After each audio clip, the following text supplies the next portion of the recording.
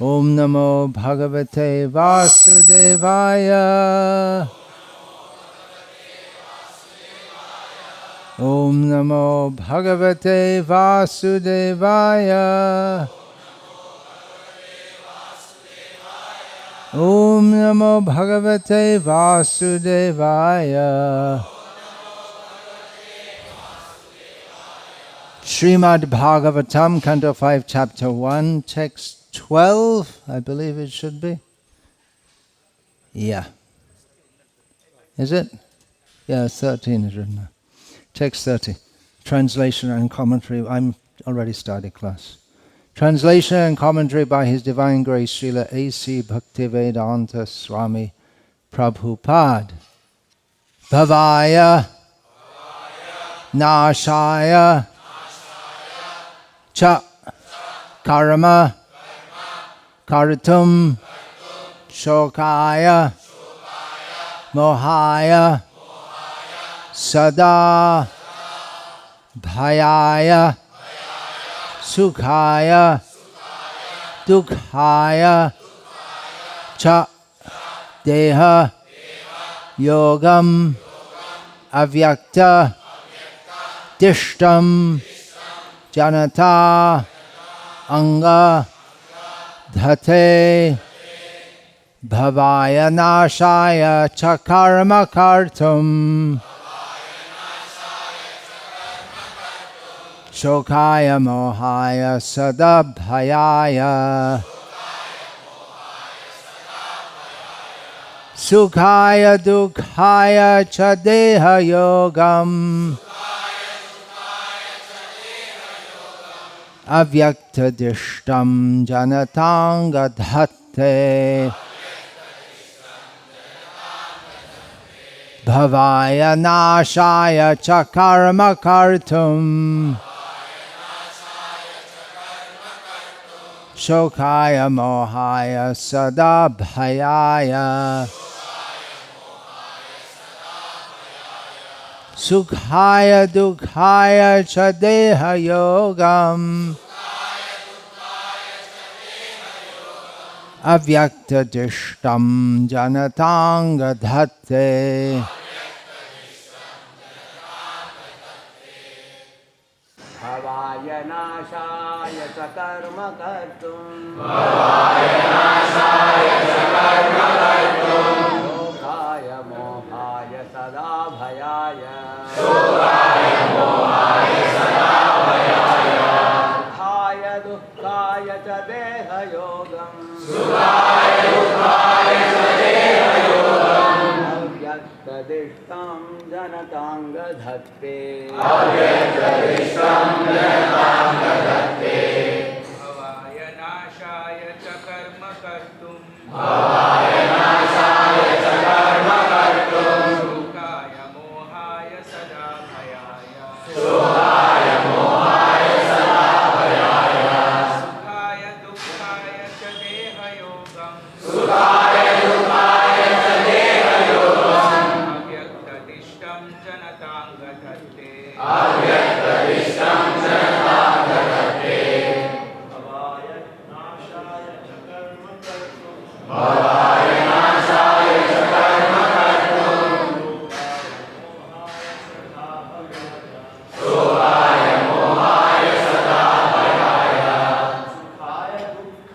Chadeha Yogam Sukhaya Dukhaya Chadeha Yogam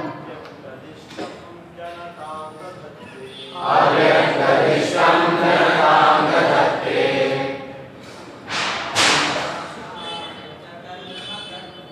Bhavaya Nashaya Chakarma Kartum Shokaya Mohaya Sadabhayaya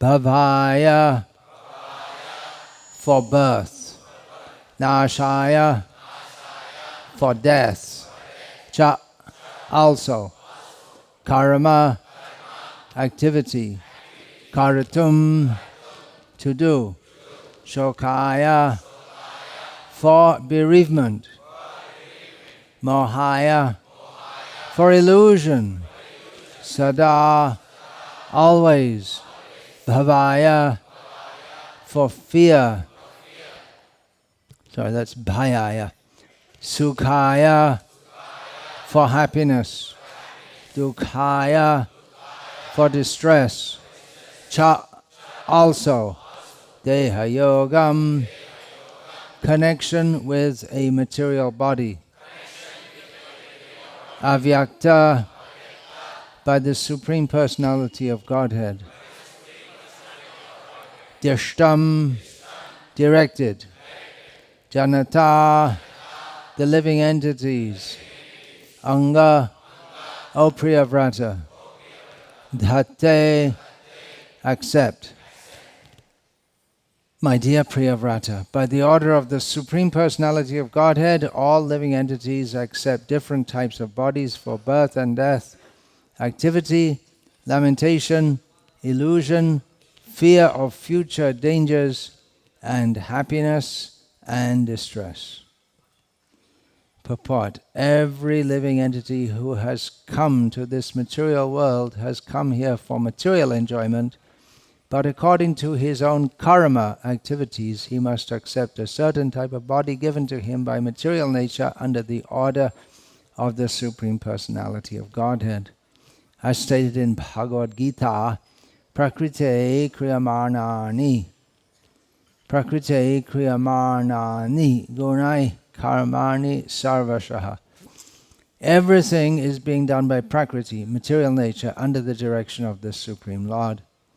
Modern scientists do not know why there are varieties of bodies in 8,400,000 forms.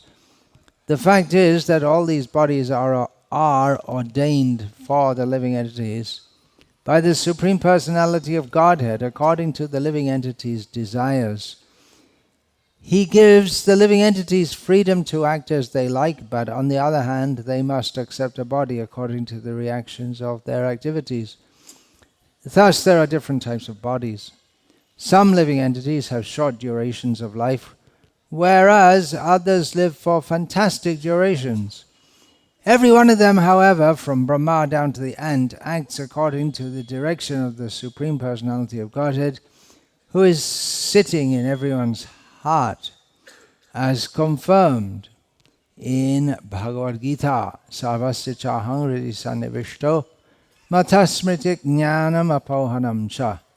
I am seated in everyone's heart, and from me come remembrance, knowledge, and forgetfulness. It is not a fact, however, that the Supreme Personality of Godhead gives direction to certain living entities in one way and other living entities in another way. The truth is that every living entity has a certain desire, and the Supreme Lord gives him a chance to fulfill it. The best course, therefore, is to surrender unto the Supreme Personality of Godhead and act according to his desire. One who does so is liberated. Om Ajnanatimmirandhasya Jnananjana Shalakaya Chakshurin Militam Yena Tasmai Shri Gurave Namaha. Nama Shreshtam Manumapi Shachiputram Atra Swarupam Rupam Tasyagrajam Urupurim Maturim Goshtavartim Radha Kundam Girivaramaho Radhika Madhavasham Prapto Yasya Pratita Kripaya Shri Guruntam Natosmi. Vandeham Shri Guru Shri Yataf Padakamalam Shri Gurun Vaishnavans Cha Shri Rupam Sagrajatam Sagarna Raghunathan Vitantam Sajivam Sadvaitam Savadhutam Parijana Sahitam Krishna Chaitanya Devam Shri Radha Krishna Padan Sahagana Lalita Shivashakan Vitam. Guru Vaishnav Bhagavan Tina Smarane Hari Bigna Vinashan anayashe hoine javanti tat puran. Hare Krishna, Krishna Krishna, Hare Hare. Hare Rama, Rama Rama, Hare Hare. Lord Brahma is instructing Priyavrata, who is submissive to Brahma in one sense. His general attitude is one of respect and submissiveness, but he doesn't want to accept Brahma's order,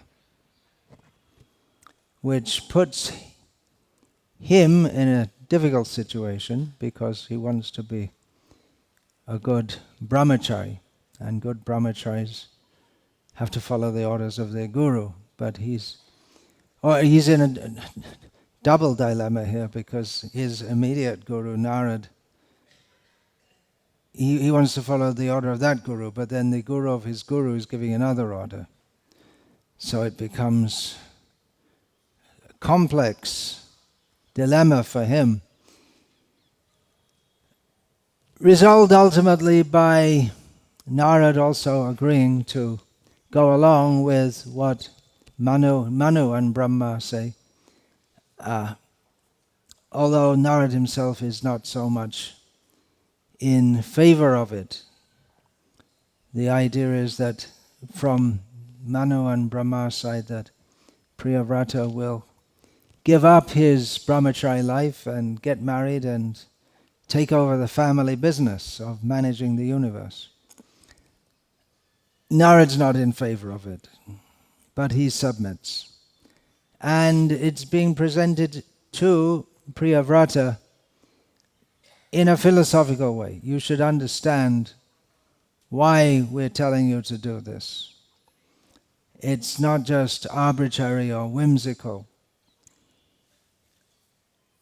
We are put in our position by the Supreme Personality of Godhead, and we have a responsible role. Manu and Brahma are saying. We have a responsible role, and one of our responsibilities is to see that the continuation happens, that after one Manu, then another, or within the universe, under the direction of Manu, different responsible people will take their responsibilities. And here it's being told to Priyavrata that this is ordained for you, this is meant for you, this is what you have to do. You have a little independence, but not that much.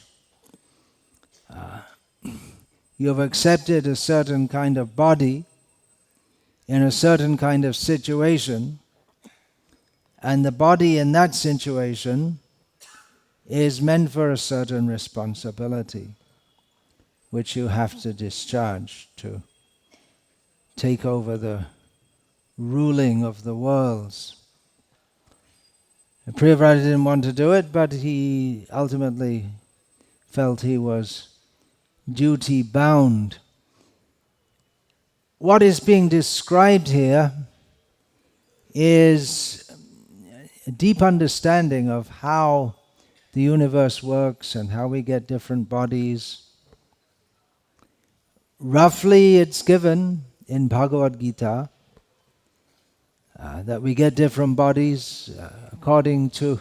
There are various instructions scattered throughout Bhagavad Gita. What we think of at the time of death, our consciousness at the time of death determines our next body. Yeah. Well-known verse, yang yang vapi smaran bhavam tyajante kalevaram tam tame vaiti kontaya sada tad bhava bhavitaha. Then we have in the 15th chapter discussion of Shotram chakshu sparshanam cha rasanam granam eva cha adhishthanam manaschaiva vishayanu. We get different bodies with different senses for enjoying the senses, for interacting with the sense objects. Urdhvam gachanti sattvasto, madhye tishtanti rajasaha, jaganya gunavrittisto, adho gachanti tamasaha. The general idea is given. If we act in sattva gun, we go up. If we act in rajagun, we stay in the middle. If we act in the abominable mode of ignorance, we have to go down. Elsewhere in Bhagavatam, prior to this in the 3rd canto, the whole working is summarized by Kapila-dev. Karmana daiva netrena jantur deho papatye. According to one's work and under the supervision of Daiva, we get different bodies. Daiva can mean the demigods, it can mean the Supreme Lord. In this case, or it can mean fate.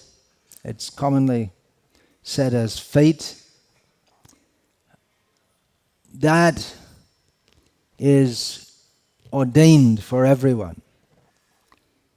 Here we also have the term avyaktadishtam, which roughly corresponds to the English understanding of fate, or in Urdu we have kismat, daiva, dishta.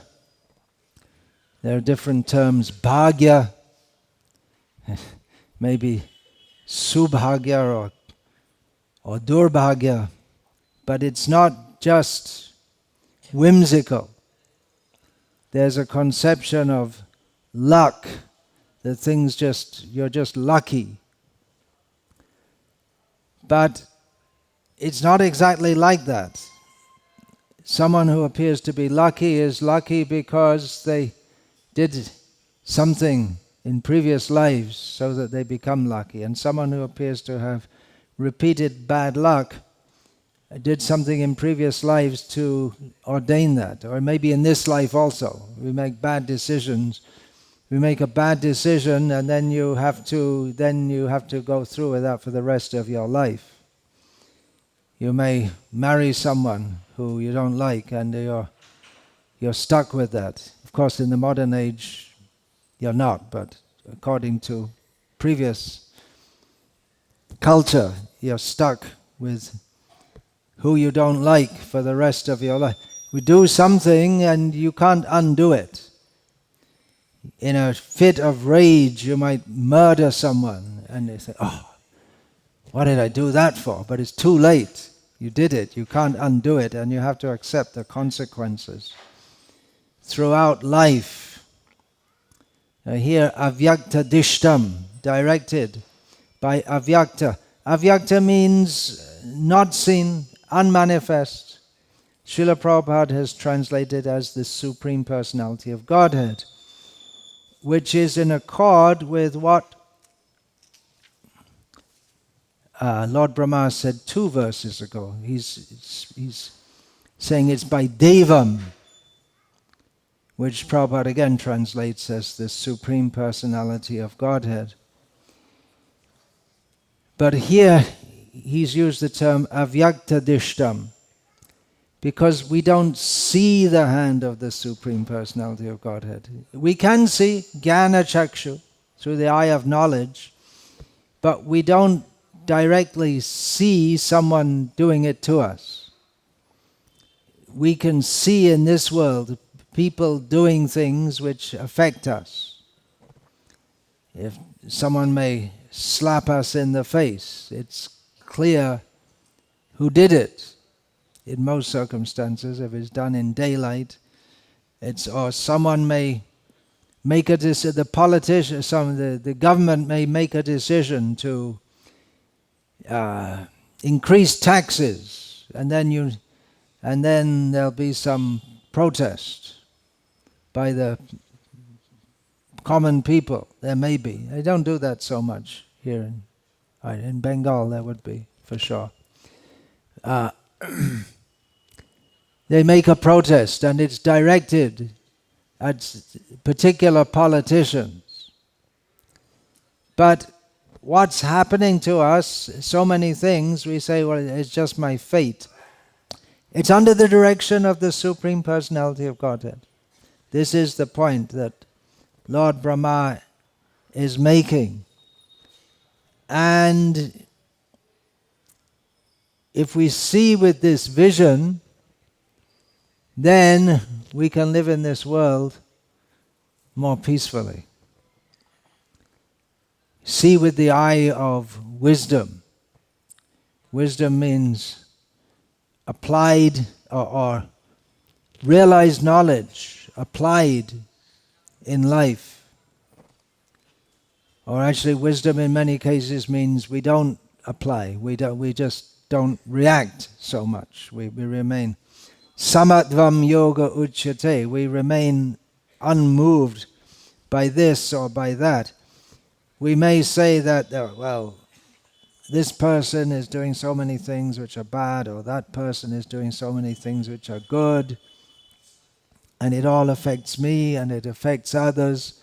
But we should understand that, like ourselves, everyone in this material world is playing out the reactions of their previous activities, and it's all interlinked. It's very, very complex. We have in Gita, Karanam cha pritag vidham, vividhais cha pritag cheshta, daivang chaivatra panchamam. What are the factors in action? Why was it that such and such happened? What are the factors? There's the situation itself, person who is acting, the instruments, the senses by which they act, the various kinds of endeavors they do, but the ultimate orchestrator of it all is Daiva, the Supreme Personality of Godhead. It's extremely complex. Everything in this world is extremely complex. Why did someone make such a decision? Why did he do that? Psychologists, they may analyze why someone did such and such a thing. And then going deeply into it, why do you do that? You may say, well,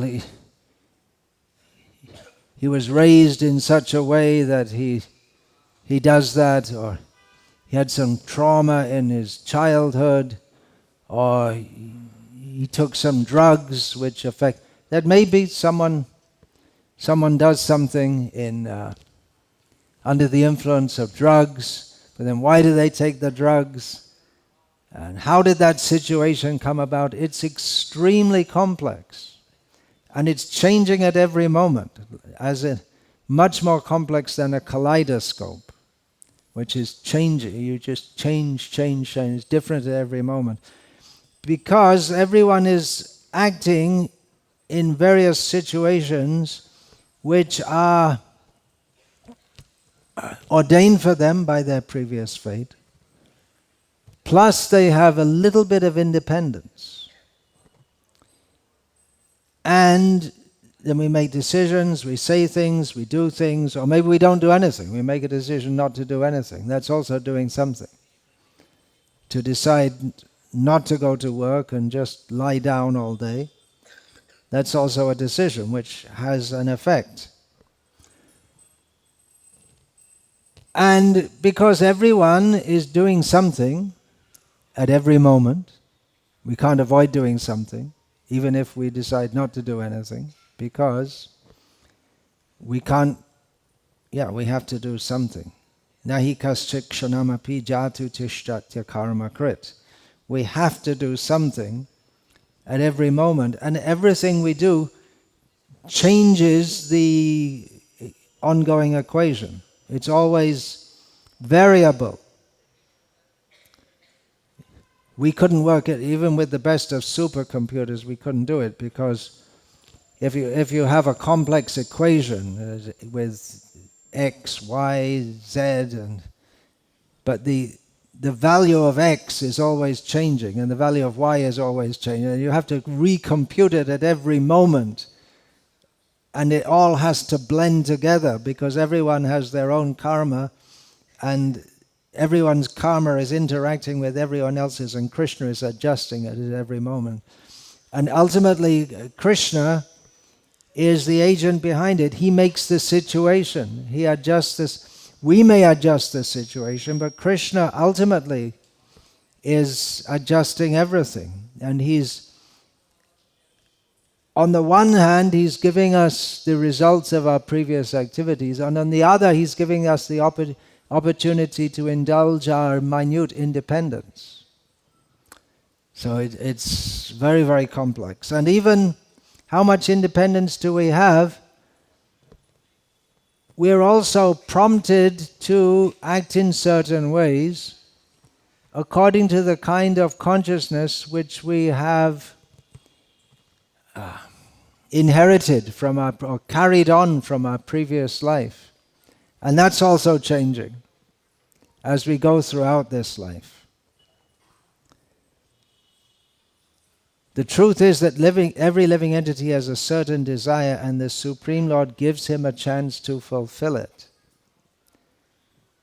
We are always ourselves the cause of our situation. If we can see that, such and such a person caused a situation, we blame them.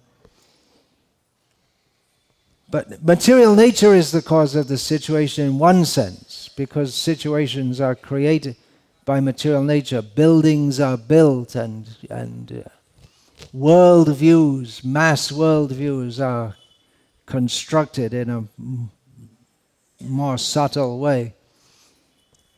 That's all done by material nature.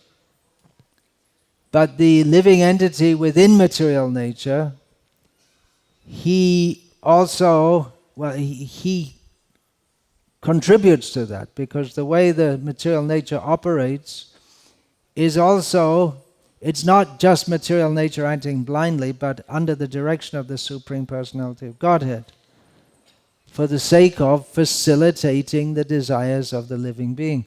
We have in the beginning of the 7th chapter, when Krishna tells Arjuna that now I will tell you Jnana and Vijnana, which in this context Srila Prabhupada renders as knowledge of matter and knowledge of spirit.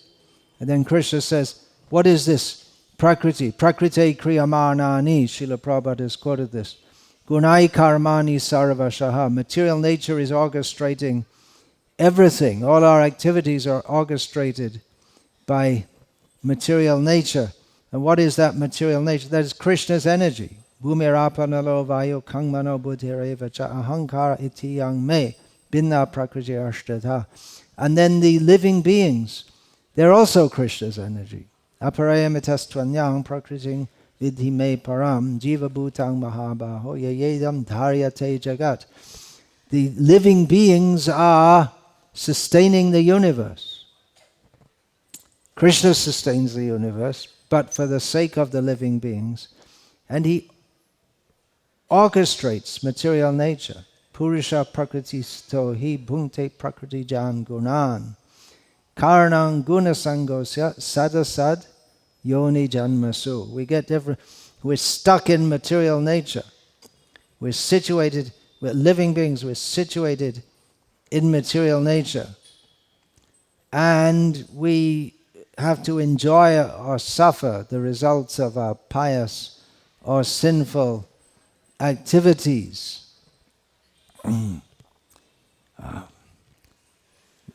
We have independence, but even that is orchestrated by material nature. How? Under the supervision of the Supreme Lord. So it's all very, very complex. If anyone wants to study psychology, I think it's a very, very difficult job, because to understand what people do and how they're doing it, we can make some general ideas, but very, very difficult to understand why people think what they do. You can say in general they're influenced. In general you can say it's almost pathetic to see how people are so easily influenced, how fashions change. Just like a few years ago it started to become a fashion for young men to have beards here in India. Virat Kohli, I think he started that, or he got it from someone.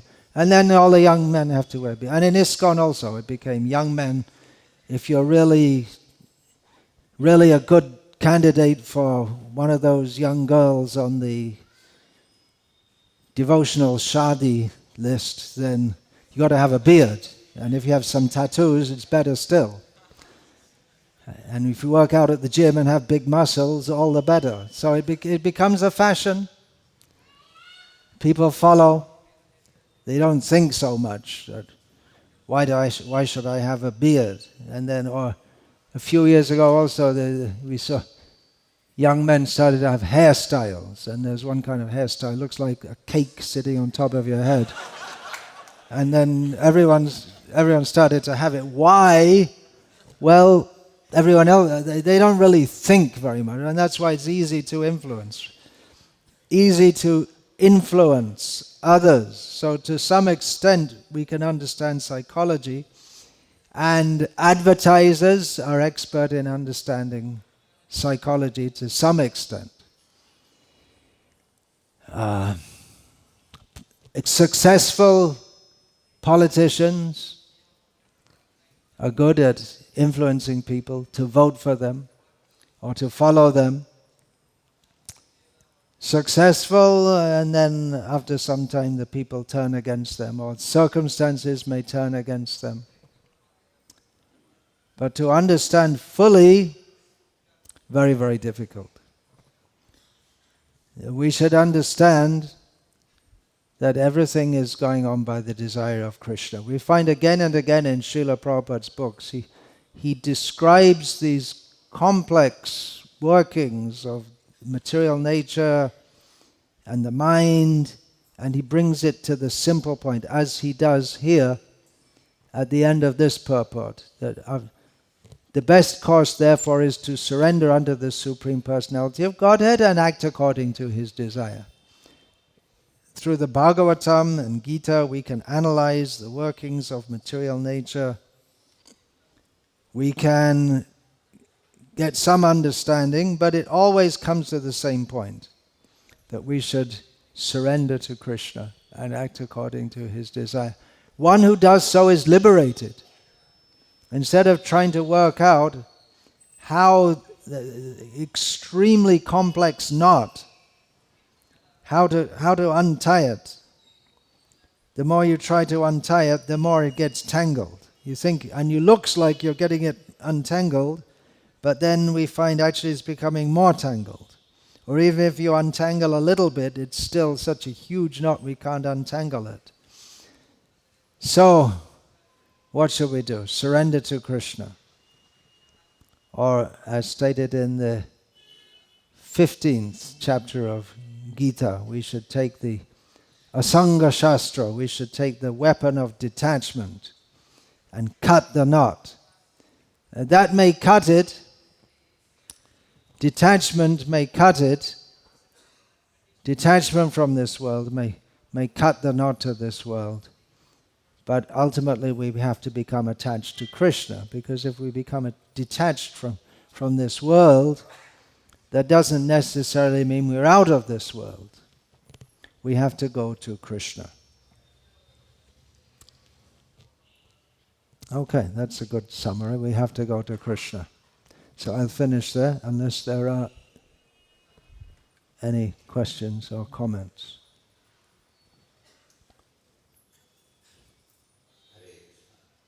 Well, one other thing I would say, what deep insight into the workings of the material world we get from studying Srila Prabhupada's books. Although the karma is very complex phenomenon, you explained it nicely, how it is complex. How is it complex? And you explained it in your class today. Oh, I see. I had a question. Purusha Sukha Well, Dukhanam. I touched on it, but to understand how it's complex is very, very difficult. Kim karma, kim akarmeti, Kavyo Petra Mohita. Yeah. Even to understand the concepts about it Yeah. is very difficult. That's why I had a question, Maharaj. Karya Karana Kartatve Prakritir heturuchyate, Purusha Sukha Dukkhanam Bhoktrutve heturuchyate, it says. So, What was the verse again? Which one? Karya Karana Kartrutve, Prakritir heturuchyate. Oh, that's very relevant to this. Yes, Maharaj.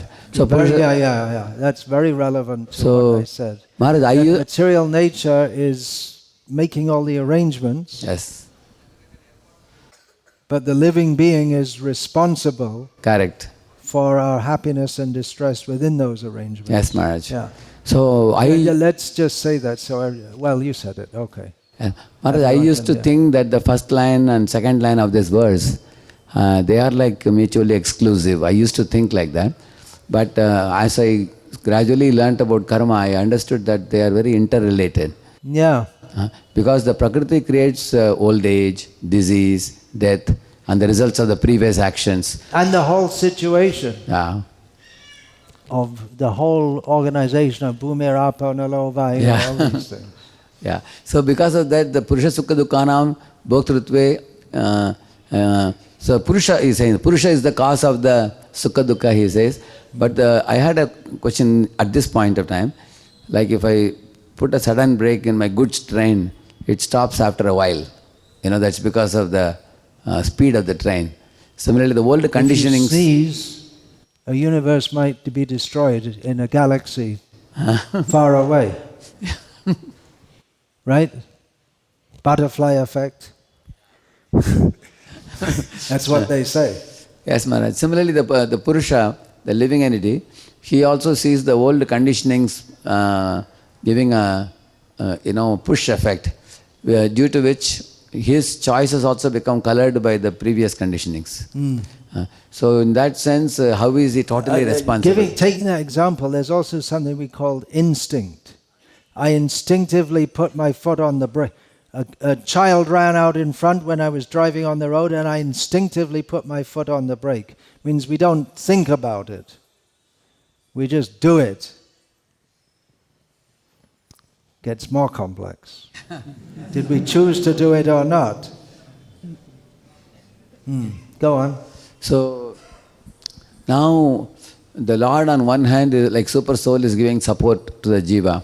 Matta smritir jnanam apohanam he is supplying. And the material nature is creating a complex situation. Under the direction of the Supreme Lord also. Yeah. And the living entity, he often, he has both these choices, either return to super soul or return to material nature for enjoyment. So the living entity, while making his decision, apart from his own will, and there are many things, many factors which influence his choice. Like you were telling yesterday, you were saying that we choose a course of life, and then after that our decisions are influenced by that. Just like, for instance, if I choose, and again it comes very much to worldview, I was talking about that last night also. We can change from, as Srila Prabhupada said, you can change from being a Muslim to a Christian, or a Christian to a Hindu.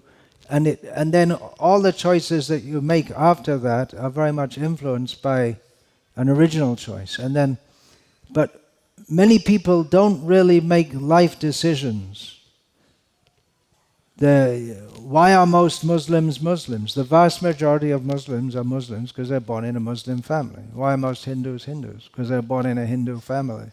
Not because they read Bhagavad Gita as it is and were convinced.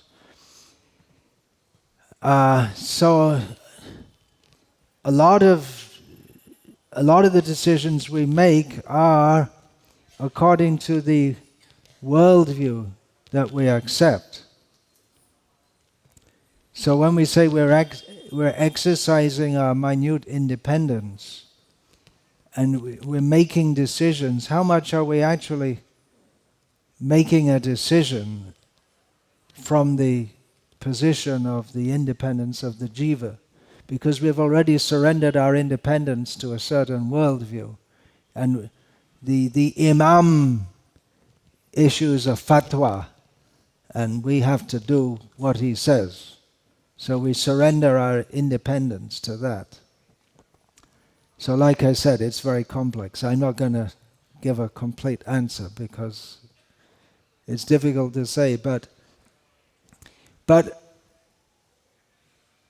although we talk a lot, well, definitely in America more than any other country, and in the Western countries in general, they talk a lot about the freedom of the individual to have your own decisions.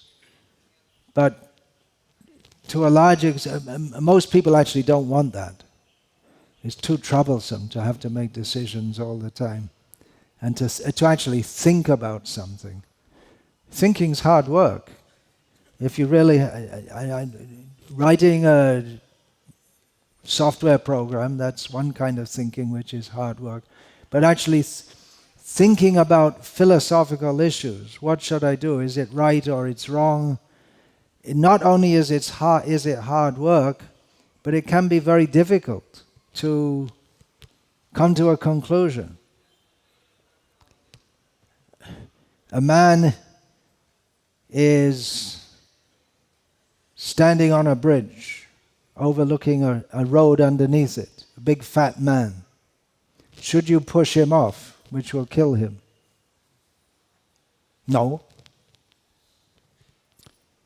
But if you see there's a bus coming on the road underneath, and the bus driver can't see in the semi-darkness that there's a big hole in the road made by the workers, and he's going to fall in the bus, and everyone in the bus is going to die. Does it become ethical to push the man off the bridge, and then the bus will stop, and one man will die, and everyone else will be saved? These are the kind of moral dilemmas. Mahabharata is full of it. Dharma sankat. What is the right thing to do in a certain situation? Makes you think. We're supposed to go to a guru or to brahmanas to find out, to astrologers, but many times you don't have the choice. I see someone is running with a knife, looks like he's going to attack a group of children. Should I intervene and try to stop him or not? Is it a good idea or not? You may say, well, yeah, it is a good idea, but maybe not, because if I'm not capable of intervening, then I'll just get killed also. Many times the police, they say, if you see someone, don't intervene, because that happened with a devotee a few years ago. He just saw someone attacking someone else with a knife, and he intervened, and he was seriously cut up and injured, and I don't know if he survived or not. So this making decisions, what to do.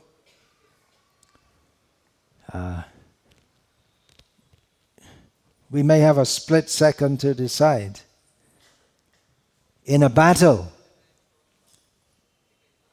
you have a split second to decide what to do.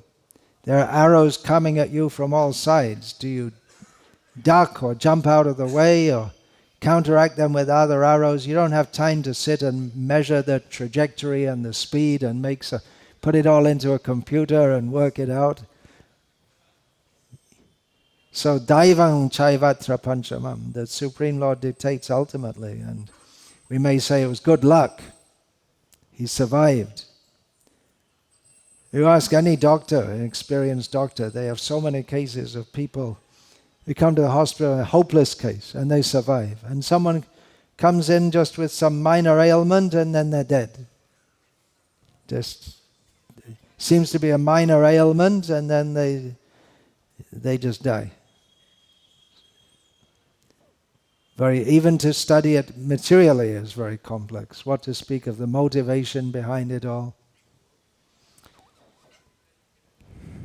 So what's the answer?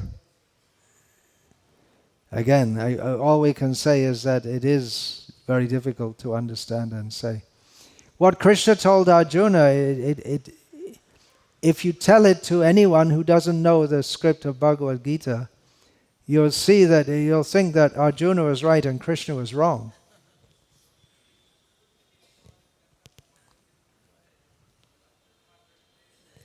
But the Bhagavad Gita has become a guideline for crores of people through the generations to live a good life.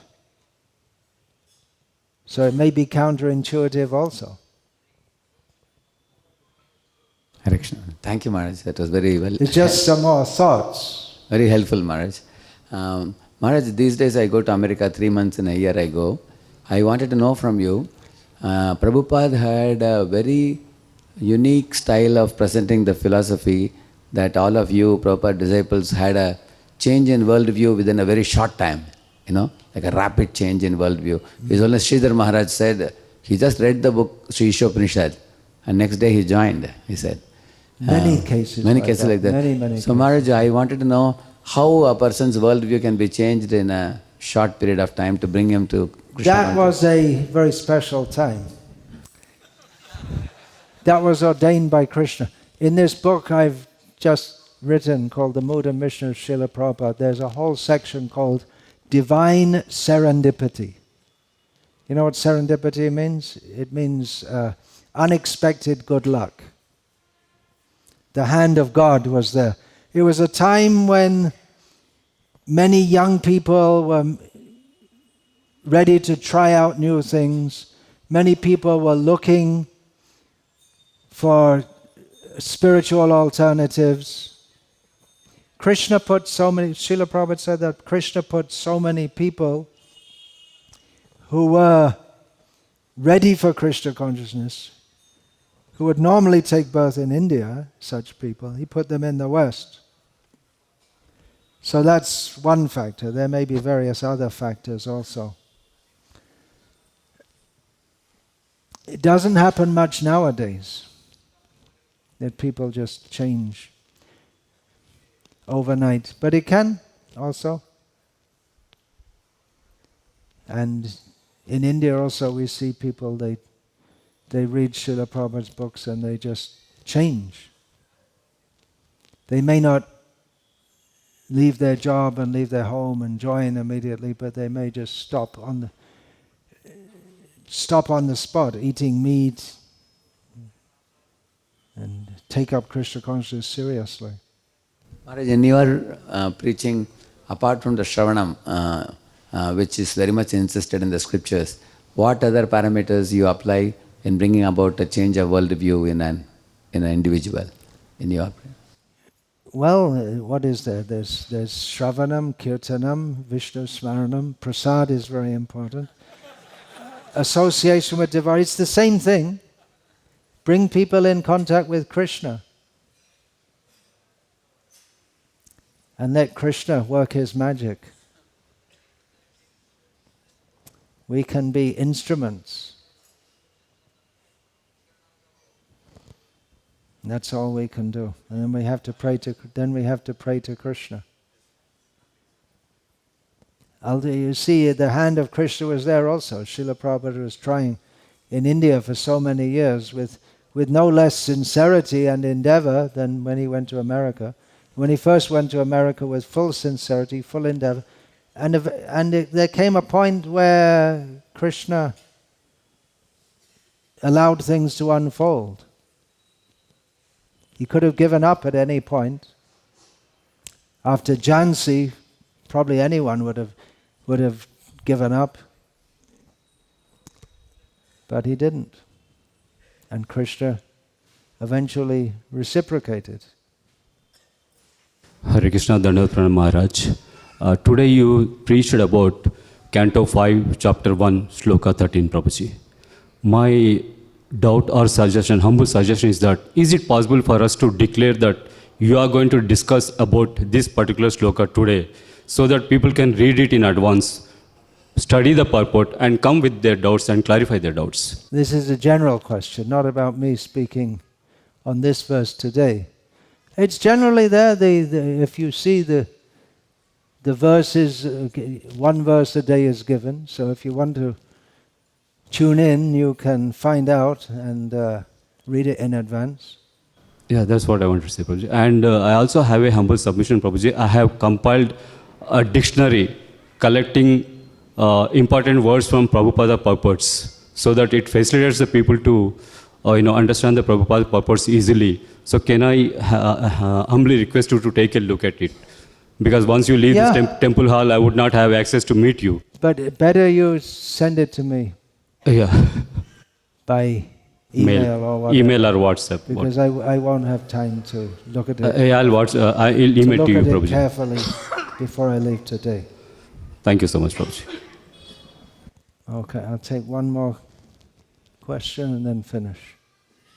Whoever gets the mic first. Hare Krishna Maharaj. Who's speaking? Maharaj, this is a general question not related to the class, but it's Okay. the You question have a reeling in question my related to the class? reeling in my Okay. mind. General question you can ask later to Hare Krishna whoever Maharaj. will reply. Yeah. Thank you so much for the class, Maharaj. So my question was regarding, you talked about two things, minute independence and we being the cause of our actions that you were telling. So this seems little contradictory to me. At one point we have so much minute independence and on Well, other so side, much minute independence is contradictory. so less. Sorry, very less independence or minute independence. So, and at the other hand, we are all responsible for what we are. We have the responsibility in which situation we are put and how do we act. So, responsibility and minute independence, doesn't they contradict each other? That was my question. Why not? If you have independence, whether it's minute or vast, with independence comes responsibility. Independence means you can choose, and with choice comes responsibility.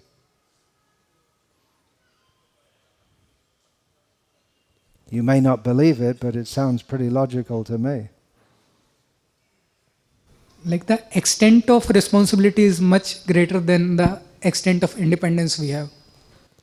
No, you have the choice to act in such and such a way, and a result will come from that. The minute independence is we're restricted by the kind of body we have. In this body I can't fly in the sky like a bird can. And I have minute independence, I can't create universes like Krishna can. But I have enough independence to choose whether to commit good activities or bad activities.